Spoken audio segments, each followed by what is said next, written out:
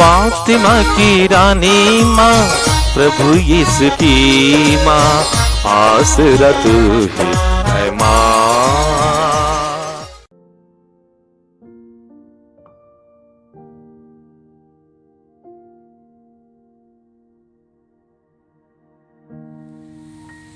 पहला पाठ।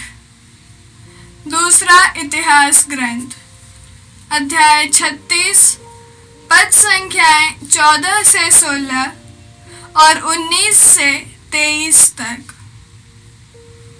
सिदकिय्याह के राज्यकाल में अधर्म याजकों के नेताओं में और जनता में भी बहुत अधिक फैल गया था, क्योंकि उन्होंने गैर यहूदी राष्ट्रों के धर्म विरोधी कार्यों का अनुकरण किया और प्रभु द्वारा प्रतिष्ठित यरूशलेम का मंदिर अपवित्र कर दिया। प्रभु, उनके पूर्वजों का ईश्वर, उनके पास अपने दूतों को निरंतर भेजता रहा, क्योंकि उसे अपने मंदिर तथा अपनी प्रजा पर तरस आता था। किंतु उन्होंने ईश्वर के दूतों का उपहास किया, उसके उपदेशों का तिरस्कार किया और उसके नबियों की हंसी उड़ाई। अंत में ईश्वर का क्रोध अपनी प्रजा पर फूट पड़ा और उससे बचने का कोई उपाय नहीं रहा। बाबुल के लोगों ने ईश मंदिर जलाया, यरूशलेम की चहार दीवारी गिरा दी, उसके सब महलों का आग लगाकर सर्वनाश किया और उसकी सब बहुमूल्य वस्तुएं नष्ट कर दी। जो लोग तलवार से बच गए, उन्हें बंदी बनाकर बाबुल ले जाया गया। वहां वे तब तक राजा और उसके वंशजों के दास बने रहे जब तक फारसी लोगों का राज्य स्थापित नहीं हुआ। इस तरह यिर्मयाह के मुख से प्रभु ने जो कहा था वह पूरा हो गया। विश्राम दिवस अपवित्र करने के प्रायश्चित के रूप में यूदा की भूमि उजड़कर 70 वर्षों तक पड़ती पड़ी रहेगी। यिर्मयाह द्वारा घोषित अपनी वाणी पूरी करने के लिए प्रभु ने फारस के राजा सीरूस को उसके शासन काल के प्रथम वर्ष में प्रेरित किया कि वह अपने संपूर्ण राज्य में यह लिखित राजाज्ञा प्रसारित करे। फारस का राजा सीरूस कहते हैं, प्रभु, स्वर्ग के ईश्वर ने मुझे पृथ्वी के सब राज्य प्रदान किए और उसने मुझे यहूदिया के यरूशलेम में एक मंदिर बनवाने का आदेश दिया है। ईश्वर उनके साथ रहे जो तुम लोगों में उसकी प्रजा के सदस्य हैं। वे लोग यरूशलेम की ओर प्रस्थान करें। यह प्रभु की वाणी है। ईश्वर को धन्यवाद। भजन अनुवाक्य। हे प्रभु, यदि मैं तुझे याद ना करूं तो मेरी जीभ तालू से चिपक जाए। हे प्रभु, यदि मैं तुझे याद ना करूं तो मेरी जीभ तालू से चिपक जाए।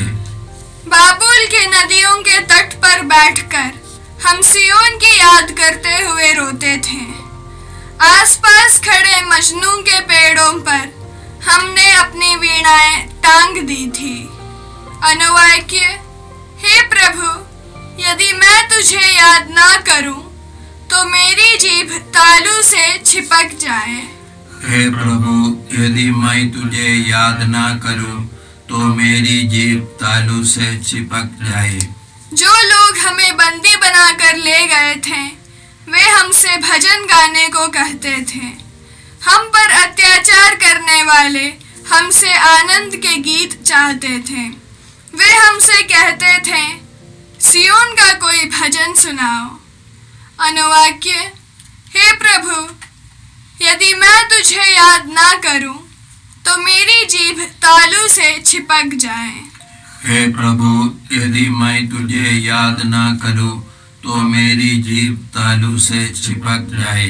हम पराए देश में रहते हुए प्रभु का भजन कैसे गाकर सुनाए। यरूशलेम, यदि मैं तुझे भुला दूं तो मेरा दाहिना हाथ सूख जाए। अनुवाक्य, हे प्रभु, यदि मैं तुझे याद ना करूं तो मेरी जीभ तालू से चिपक जाए। हे प्रभु, यदि मैं तुझे याद ना करूं तो मेरी जीभ तालू से चिपक जाए।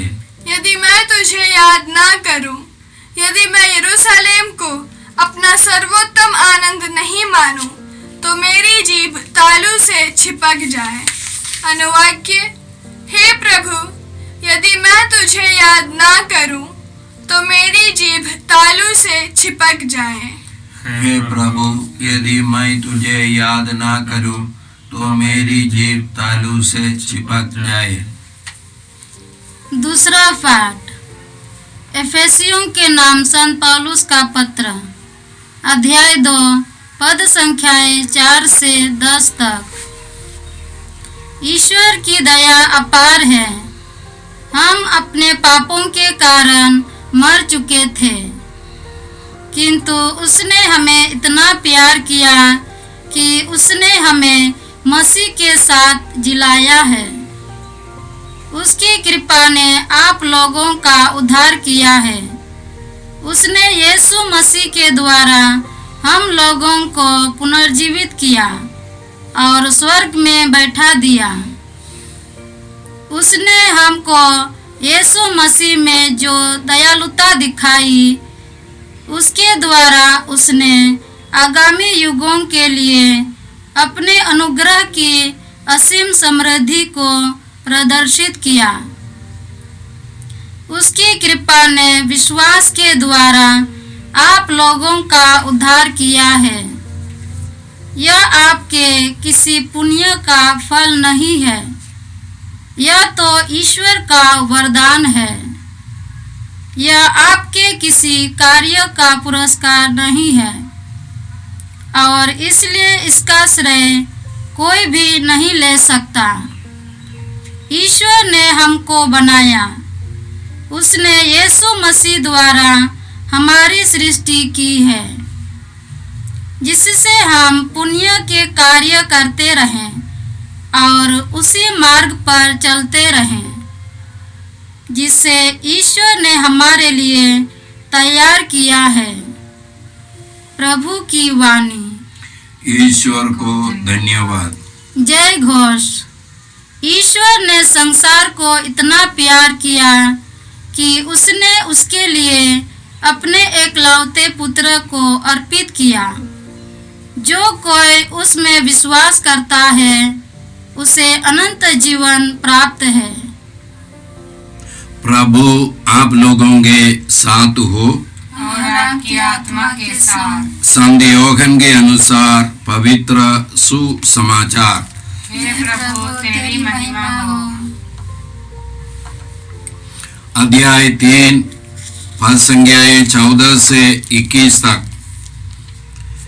यीशु ने निकोदेमुस से कहा, जिस तरह मूसा ने मरुभूमि में सांप को ऊपर उठाया था, उसी तरह मानव पुत्र को भी ऊपर उठाया जाना है, जिससे जो कोई उसमें विश्वास करे वह अनंत जीवन प्राप्त करे। ईश्वर ने संसार को इतना प्यार किया कि उसने उसके लिए अपने एकलौते पुत्र को अर्पित कर दिया, जिससे जो कोई उसमें विश्वास करे उसका सर्वनाश न हो, बल्कि वह अनंत जीवन प्राप्त करे। ईश्वर ने अपने पुत्र को संसार में इसलिए नहीं भेजा है कि वह संसार को दोषी ठहराए। उसने उसे इसलिए भेजा है कि संसार उसके द्वारा मुक्ति प्राप्त करे। जो पुत्र में विश्वास करता है वह दोषी नहीं ठहराया जाता है। जो विश्वास नहीं करता वह दोषी ठहराया जा चुका है, क्योंकि वह ईश्वर के एकलौते पुत्र के नाम में विश्वास नहीं करता। दंडाज्ञा का कारण यह है कि ज्योति संसार में आई और मनुष्यों ने ज्योति की अपेक्षा अंधकार को अधिक पसंद किया है, क्योंकि उनके कर्म बुरे थे। जो बुराई करता है वह ज्योति से वैर रखता है और ज्योति के पास इसलिए नहीं आता कि कहीं उसके कर्म प्रकट न हो जाए। किंतु जो सत्य पर चलता है वह ज्योति के पास आता है, जिससे यह प्रकट हो जाए कि उसके कर्म ईश्वर की प्रेरणा से हुए हैं। यह प्रभु का सुसमाचार है। हे क्रिस्त तेरी स्तुति हो। क्रिस्त में प्यारे भाई बहनों, आज का पहला पाठ दूसरे इतिहास ग्रंथ से है।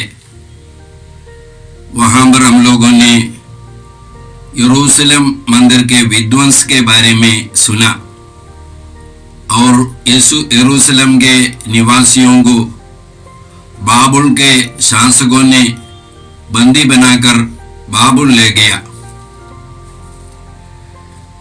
ये सब क्यों होता है, इसके बारे में नबियों ने पहले से लोगों को चेतावनी दी थी, लेकिन वे लोग उस चेतावनी पर ध्यान नहीं दिया। वे लोग अपनी इच्छा पर चलता रहा। हम लोग यिर्मयाह नबी के ग्रंथ के 7वां अध्याय में पढ़ते हैं। यिर्मयाह नबी मंदिर के फाटक पर पास खड़े होकर के जितने सारे लोग मंदिर में आया जाया करते थे उन लोगों से बताते थे, ये ईश्वर का मंदिर है, ये ईश्वर का मंदिर है। इसी प्रकार का रेट लगाने से कोई फायदा नहीं। यदि आप लोग पश्चाताप नहीं करेंगे, अपने जीवन में परिवर्तन नहीं लाएंगे, आप सब नष्ट हो जाएंगे, ये मंदिर भी नष्ट हो जाएगा। कहने का मतलब क्या है, यदि हम लोग बोलते रहते हैं या लोग बोलते रहते हैं इस मंदिर में ईश्वर निवास करते हैं, तो इसलिए ईश्वर इस मंदिर की देखभाल करेंगे, या इस यरूशलेम ईश्वर के निवास स्थान है, इसलिए ईश्वर यहाँ के निवासियों की सुरक्षा करेंगे, सुरक्षित रखेंगे। इसी प्रकार सोचना बेकार है। इसका मतलब क्या है, जो ईश्वर मंदिर में है, यदि वह ईश्वर मेरे हृदय में नहीं आते हैं और मेरे हृदय में क्रियाशील रीति से एक्टिवली प्रेजेंट नहीं है, माने मेरे ईश्वर के रूप में, मेरे मालिक के रूप में, मेरे सृष्टिकर्ता के रूप में यदि उपस्थित नहीं है, वह ईश्वर मेरी देखभाल नहीं कर सकते हैं। हम लोग विश्वास करते हैं ईश्वर सभी जगहों पर उपस्थित है और सच में है, यही हमारा विश्वास है, ये बाइबल की शिक्षा है। लेकिन ये सभी जगहों पर उपस्थित रहने वाले ईश्वर मेरे हृदय में नहीं है, तो मुझे उससे कोई फायदा नहीं है। ये ईश्वर मेरे हृदय में क्रियाशील रीति से उपस्थित रहना है, तब ये ईश्वर मेरी देखभाल करेंगे, तब मैं इस ईश्वर पर अपनी भरोसा, अपनी आस्था रख सकता हूं। तो ये पश्चाताप का मतलब यही है, क्या ईश्वर मेरे अंदर क्रियाशील रीति से उपस्थित रहते हैं या नहीं, या मैं अपनी स्वार्थता का जीवन बिताता हूं या नहीं। इस दुनिया में यदि हम लोग ऐसा सोचेंगे, इस दुनिया में एक जगह है जहां पर ईश्वर की उपस्थिति की जरूरत नहीं है, क्रियाशील रीति से ईश्वर की उपस्थिति की जरूरत नहीं है। वह जगह कौन है? आपका और मेरा हृदय है। जहां पर ईश्वर नहीं है, जहां पर ईश्वर एक्टिवली प्रेजेंट नहीं है, उपस्थित नहीं है, उस जगह का नाम क्या है? उस जगह का नाम है नरक। यदि मेरे अंदर ईश्वर क्रियाशील रीति से उपस्थित नहीं है, मेरा हृदय नरक है। यदि वहां पर ईश्वर क्रियाशील रीति से उपस्थित है और मैं अपने को इस ईश्वर के अधीन बनाए रखता हूं या अधीन रहता हूं, उसके अनुसार जीवन बिताता हूं, तो वह स्वर्ग है। तो ये 40 का समय हम लोगों को एक निमंत्रण है, ताकि हम लोग देखें, अपने जीवन को जांच ले, क्या ईश्वर हमारे अंदर वास्तव में क्रियाशील रीति से उपस्थित है या नहीं है, तो हमको अपने जीवन में परिवर्तन लाना है, अपने विश्वास में और दृष्टिकोण में परिवर्तन लाना है। आज का दूसरा पाठ एफेसियों के नाम पत्र से है और सुसमाचार संत यूहन्ना के सुसमाचार के 3 अध्याय से है। ये दोनों पाठों में नए विधान के बारे में है। विधान, पुराना विधान, संत पौलुस बोलते हैं कुरिन्थियों के नाम 2 पत्र के 3 अध्याय में, पुराना विधान अक्षर का विधान है, नया विधान आत्मा का विधान है। पुराना विधान पत्थर के पाटियों पर लिखा गया था, लेकिन नया विधान हृदय में लिखा हुआ है, या हृदय में लिखा हुआ होना चाहिए। ये नया विधान क्या है? नया विधान कोई सिद्धांत नहीं, कोई किताब नहीं, ये बाइबल भी नहीं। नया विधान हमारे लिए एक व्यक्ति है, यीशु है नया विधान। यीशु में विश्वास करना, यीशु ने जो कार्य किया उसमें विश्वास करना, ये हमारे लिए सुसमाचार इसलिए है, इसके द्वारा हमको यीशु मिलता है, ईश्वर के पुत्र मिलता है। आज के पहले पाठ में हम लोगों ने सुना, ईश्वर की कृपा ने विश्वास द्वारा आप लोगों का उद्धार किया है। ईश्वर की कृपा ने विश्वास द्वारा आप लोगों का उद्धार किया है। आप लोग अपने पाप के कारण मर गए थे, लेकिन ईश्वर ने यीशु के द्वारा आपको फिर से पुनर्जीवित किया, हम सबों को पुनर्जीवित किया और स्वर्ग में बैठाया। उसी प्रकार लिखा है, तो यीशु के द्वारा ईश्वर ने हमारे लिए सब कुछ कर चुका है। एफेसियों के नाम पत्र के 1 अध्याय के 3 वाक्य में वही हम लोग पढ़ते हैं, धन्य है हमारे प्रभु यीशु मसीह के ईश्वर और पिता, जिसने ईसा मसीह के द्वारा हम लोगों को स्वर्ग के हर प्रकार के आध्यात्मिक वरदान प्रदान किए हैं। स्वर्ग का वरदान वह क्या है? वो हमेशा बने रहने वाले, इटर्नल, अनंत काल तक बने रहने वाले वरदान है। ये वरदान, ये सारे वरदान यीशु के द्वारा हम लोगों को मिला है। इसलिए आज के पहले पाठ में हम लोगों ने सुना, ईश्वर की कृपा ने विश्वास द्वारा आप लोगों का उद्धार किया है। ये आपके किसी पुण्य का फल नहीं, ये ईश्वर का वरदान है। ये आपके किसी कर्म का पुरस्कार नहीं जिससे आप गर्व करें, ये ईश्वर ने यीशु के द्वारा हमारे लिए किया है। ये यीशु में हम लोगों को विश्वास करना है, यीशु को अपनाना है। हम लोग संत यूहन्ना के सुसमाचार के 6 अध्याय के 28वां वाक्य में इसी प्रकार पढ़ते हैं, यहूदियों ने यीशु से एक सवाल पूछा, ईश्वर की इच्छा पूरी करने के लिए हम लोगों को क्या करना चाहिए? और यीशु ने क्या उत्तर दिया? यीशु ने बताया, जिसने ईश्वर ने भेजा है उस पर विश्वास करो। हमको कोई बड़ी तपस्या की बात नहीं, बल्कि विश्वास करना है। किसमें? यीशु में विश्वास करना है। यीशु में विश्वास करने का मतलब क्या है? यीशु ने जो कार्य किया उसमें विश्वास करना है। यीशु ने क्या क्या कार्य किया? ये पौलुस ही कुरिन्थियों के नाम पत्र 15वां अध्याय, पहले पत्र के 15वां अध्याय में बताते हैं, पौलुस किस सुसमाचार को लोगों के सामने प्रचार किया। मैंने मुख्य रीति से 15वां अध्याय का 3 वाक्य, मैंने मुख्य रीति से आप लोगों को यही शिक्षा सुनाई जिससे मुझे मिली थी, वह इस प्रकार है, मसीह हमारे पापों के प्रायश्चित के लिए मरे, जैसा कि धर्म ग्रंथ में लिखा है। वह कब्र में रखे गए और तीसरे दिन जी उठे, जैसा कि धर्म ग्रंथ में लिखा है। यही है सुसमाचार। यही है अच्छा समाचार। मसीह की मृत्यु द्वारा हमको पापों से मुक्ति मिली है।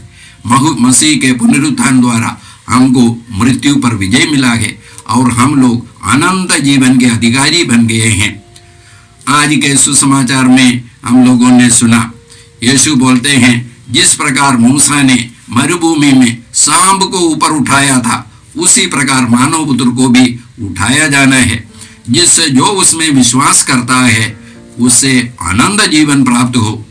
तो यीशु आए हैं हमको अनंत जीवन देने के लिए, मृत्यु पर विजय देने के लिए आए हैं।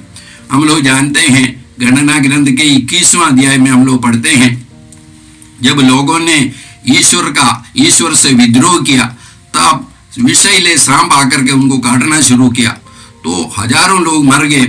फिर वे लोग आकर के मूसा से प्रार्थना की, ईश्वर से वे प्रार्थना करे, निवेदन करे, ताकि इस विपत्ति से हम लोग मुक्त हो जाए। और मूसा ने जाकर के प्रार्थना की और ईश्वर ने कहा, तुम कांसे के एक सांप बनवाओ और उसे लाठी पर खड़ा कर दो, और जो लोग उसको देखेगा वे नहीं मरेंगे। तो वे लोग उस सांप को देखने पर क्या समझेंगे? सबसे पहले उन्होंने जो पाप किया उसको समझेंगे। ईश्वर के विधान के अनुसार उन लोगों ने जीवन नहीं बिताया, और उसके बाद फिर वे लोग याद करेंगे, ईश्वर के विधान के अनुसार हमको जीवन बिताना है, और वे लोग पश्चाताप करेंगे, वे लोग ईश्वर के पास लौट आएंगे, फिर से ईश्वर के विधान के अनुसार जीवन बिताना शुरू करेंगे। तो उसी प्रकार यीशु भी क्रूस पर उठाया जाएगा सांप के समान, और जो उसमें विश्वास करता है उसे अनंत जीवन प्राप्त है। तो यीशु में क्या विश्वास करना है? ये सांप के समान यीशु ऊपर उठाया गया। हम लोग कुरिन्थियों के नाम दूसरे पत्र के 5वां अध्याय के 21वां वाक्य में इसी प्रकार पढ़ते हैं, मसीह में कोई पाप नहीं था, फिर भी ईश्वर ने हमारी कल्याण के लिए उनको पाप का भागी बनाया, जिससे हम ईश्वर के पवित्रता के भागी बन सके। तो मसीह ने अपने शरीर में हमारे पाप को ले लिया, वे पाप का भागी बना। उनमें कोई पाप नहीं था, फिर भी हमारे पाप के भागीदार बने, ताकि हम लोग ईश्वर के उनकी पवित्रता के भागी बन सके। ये हमको विश्वास करना है, और विश्वास करके इस पवित्रता को अपने जीवन में उतारना है, इस पवित्रता का जीवन बिताना है। यही है हमारे लिए ये 40 के समय में ईश्वर का निमंत्रण, पवित्रता का जीवन बिताना है। ये अपनी शक्ति से नहीं, बल्कि प्रभु की कृपा से, ईश्वर की कृपा ने विश्वास द्वारा आप लोगों का उद्धार किया है। ये आपका किसी पुण्य का फल नहीं, आपका किसी कर्म का पुरस्कार नहीं, ये ईश्वर का वरदान है।